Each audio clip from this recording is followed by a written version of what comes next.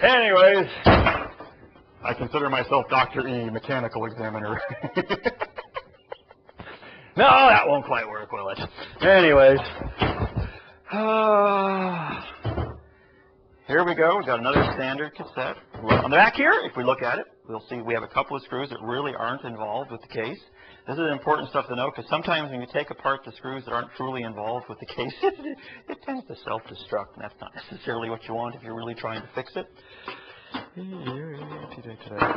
Carefully keep track of your screws and your cases. All right. This is actually a unit which is designed to play 5 discs, or is it 6? 6 discs out of one cassette. This is an odd little cassette. I've never seen one that actually just holds one unit before. But apparently it holds like the 3rd cassette.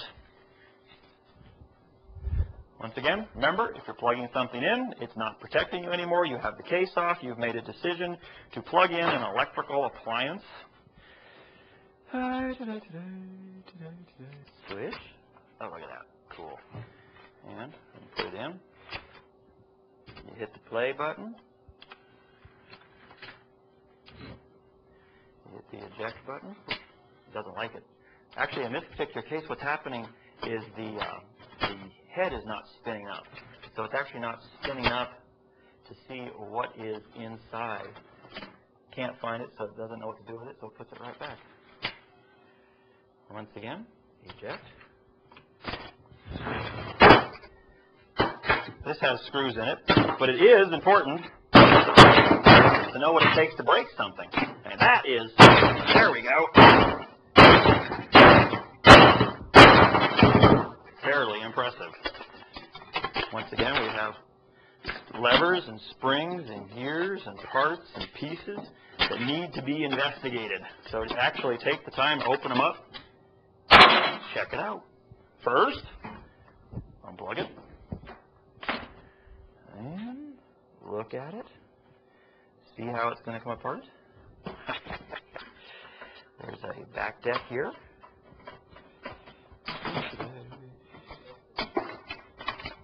Much safer that way.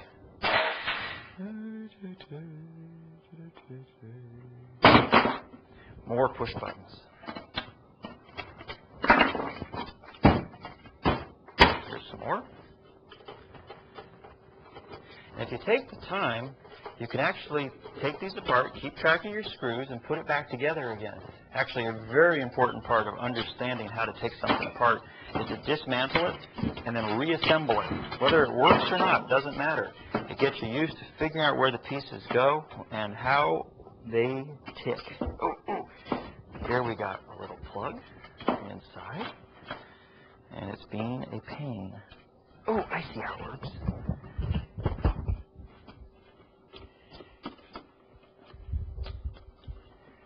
Maybe I don't see how this one works. Oh, there it went. Oh, I see. It loosens up. Little jacket loosens up, and then it reveals the wires right here at the end. And there's a whole bunch of them. So you should just be able to lift up. And then there's your wire. Look at that! You could actually take time to put this back together again if you wanted to. Probably wouldn't work any better than the first time, but, you know, at least you learned how to reassemble it. Here we are. These are all the cables that are going out here to actually take a look at all the different controls across the front and also to run the score glass. Now, this is probably exactly the same as the microwave we just took apart, or at least very similar. Notice I'm very carefully setting my screws aside somewhere where I can find them again for a later date. So that's what you always want to do. You got that, didn't you? And a little clip. Got to be another clip. Oh, another screw, another screw, another screw. And you see, because I know how hard to pull on plastic, I know when I'm actually fighting a screw or a clip. Because I've been through it a couple of times, and this is how you do it. Oh, look at all those little push buttons. This one actually has, it is different from microwave. It's actually got switches inside here. Little banks of switch parts right here that actually push little levers off the back, which actually push real honest-to-goodness buttons. all these little itty bitty buttons all up and down here are actually what makes this unit work. Oh, and there's the part right there that actually listens to your remote control. Once again, we got a glass, more than likely a vacuum tube. Yep, there's a little nubby on the side of it right there where they actually take the time to suck it down and then they heat seal that. So this is actually a vacuum tube inside here, allowing yourself to control or talk to your VCR. Neat. All right, what's next? Oh, looks like it's only held in with a couple of screws. Once again, we got motors all over this thing, and all kinds of different gears and mechanisms and little drive parts. I mean, there is an education in here that won't quit. There it is, right there. All right, that's the unit we were just watching working. If we could actually get it all plugged back in again, I'm sure it would actually try to run for us. But it's got a motor here on this side, right up here. There's a motor right there. A whole series of gears that drive levers through here. Here's a photo eye looking through holes, which probably tell it when it's actually stopped and set to look in what each of the individual cassettes. On the other side, up here again, we have a whole another motor, a second motor, driving more gears and widgets and pulleys that drive all of this stuff. In here, we have another motor right there, which appears to be driving some of the mechanisms. Well, this is probably the arm opener. This is probably the part that actually swings the cassette back and forth. And we have another motor right here. And this is the one that isn't spinning the disc up for some reason. That motor right there is the one that actually spins the disc up and looks at what's going on inside of the disc. All right, there's got to be a simple way to get in here. Since we're not going to reuse this, cut this out. And then right here, see if we can get into the laser head. There it is. Right there. Right there, we've got the actual laser head. There we go. Laser head is right here. All right. And then right there, this is the actual part that spins up the disc. This moves back and forth on the slider.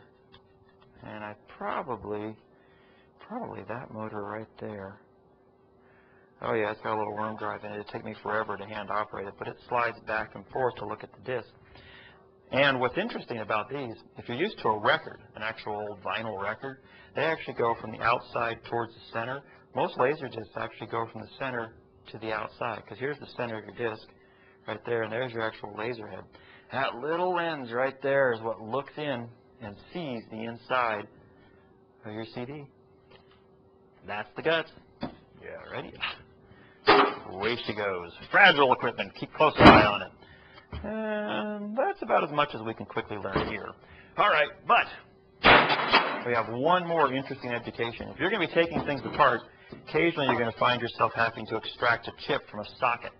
Right in here, we've got a socket right there, and it actually has a 40-pin chip sitting inside of a plug, so you could actually remove this from this board if for some reason you wanted to rework it or reprogram it or. And that has to be removed very gingerly, because if you pull it up too hard or too fast or too sudden, you will actually cause the legs to bend. So you want to try to sneak into one side and try to loosen it up a little bit. Sneak into the other side, try to loosen it up just a little bit. And right here, you've got a 40-pin chip. All right, and there it is.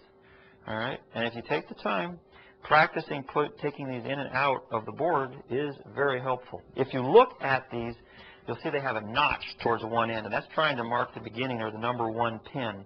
And once again, if you look on your board, you'll see that most of them are usually pointing the same direction, and you'll normally find some kind of notch or indicator saying which way that's supposed to go.